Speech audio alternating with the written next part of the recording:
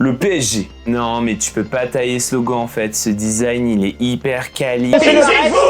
Justement, c'est tout propre. Il pue la perfection. Alors c'est sûr, si je sortais d'une école de commerce spécialisée dans le data du tier-slip, j'adorerais. Pour une agence de tourisme, c'est un super logo. On aurait pu retirer le Saint-Germain, vu qu'a priori il a été mis à contre-cœur, et puis mettre un code promo pour les vols Paris-Doha tant qu'on y est. Oui, je dénonce, monsieur, oui. À l'origine, ça s'appelait Paris Saint-Germain parce qu'en fait, les joueurs jouaient à Paris, mais ils s'entraînaient à Saint-Germain.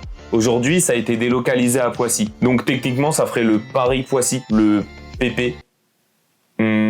Bon, on va pas présenter la ville, mais si on regarde les anciens logos du club, il y a quand même des trucs assez stylés. Déjà, moi, j'adore le tout premier. Dès 1972, il y a eu les jalons du logo actuel. Par la suite, le club, il a essayé des choses. Je me suis donc dit que j'allais mettre l'emblème de la ville de Paris au centre du projet, comme sur le logo initial. Bon, du coup, l'idée c'était de reprendre les codes du logo actuel, mais en lui donnant un peu plus de cachet. J'ai commencé par designer une coque avec une première voile. Sur celle-ci, j'ai mis la fleur de lys. Ensuite, j'ai ajouté une seconde voile au-dessus. Pour info, ça s'appelle le perroquet. Désolé de vous cultiver.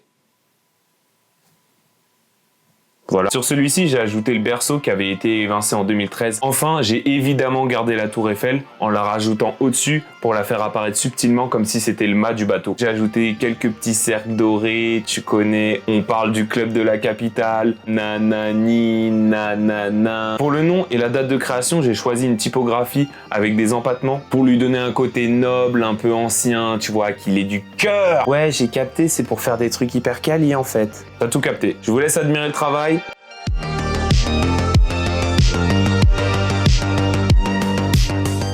Et d'ici là, désolé de vous cultiver.